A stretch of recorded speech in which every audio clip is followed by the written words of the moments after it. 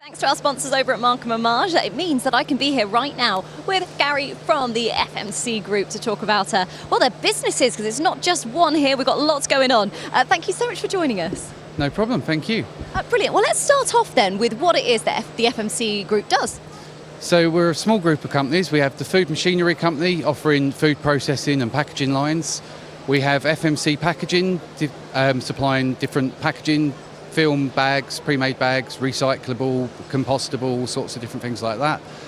And then we have Cipro Automation and Robotics, designing robot systems and automation systems for factory end-of-line and factory processes. Okay, so you do literally do the whole lot. Yeah, apparently so. I don't know, when we were chatting before, you were like, oh yeah, we do a few things. No, you do everything. That's pretty great. Yeah. So how do I guess when people come over and they come and chat to you, is it great? Do they really enjoy the fact that actually they can go from end to end with the whole process you can provide for them? I think so, yeah. I think customers like the whole turnkey idea of being able to get everything from one person and go through the whole system and get that assurity that we're going to deliver a solution and not just a machine. Yeah, and that's really lovely. So it's about people, not just the machine, like you said. Yeah, definitely. We're proud engineers. We like to do a lot of design work ourselves, and we write our own software, and just try and make sure the machines are at the best they can be. And then at the end of the day, if they need some help, then you're there. Well, you and the team. Yeah, there's a big team behind me that help a lot with many different aspects. Yeah, it's not just you on call 24 hours a day. No. Wonderful. Well, in which case, let's have a little talk about some of the technologies that you've got here. What's behind us? So we've been supplying Yoni cooking kettles for 25 years now. This is the latest iteration with a full touch screen where you can save recipes and recall recipes. If you've got multiple sites, multiple machines, you can share those recipes between sites, so it's really easy for people to make sure they're making the same product every time. Brilliant. So I guess, yeah, like you say, different locations, and it means that actually that quality is going to be there for the customer each time. Yeah, with the bigger groups, it's all about consistency across different sites, so yeah, it helps a lot. Yeah, wonderful. All right, well, let's move on to the one behind you then, because I think it's quite interesting, this one.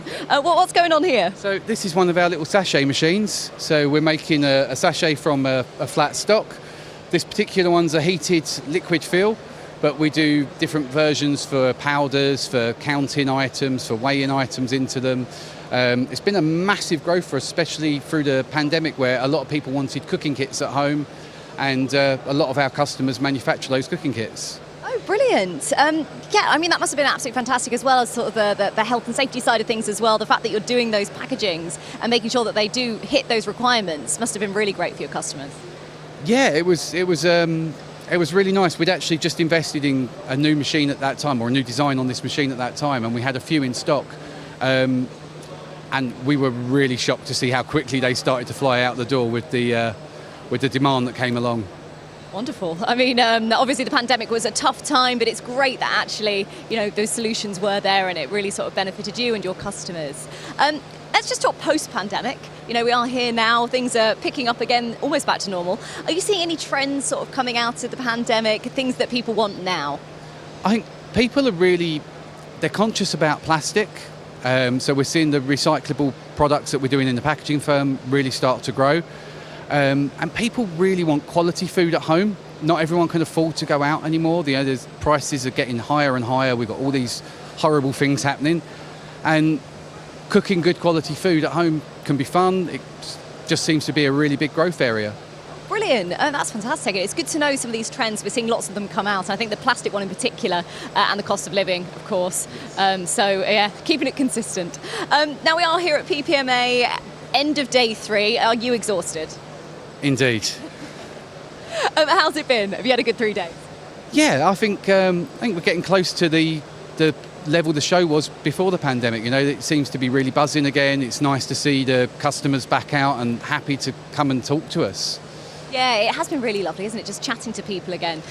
Why is it then important for companies to make the effort and come down to PPMA?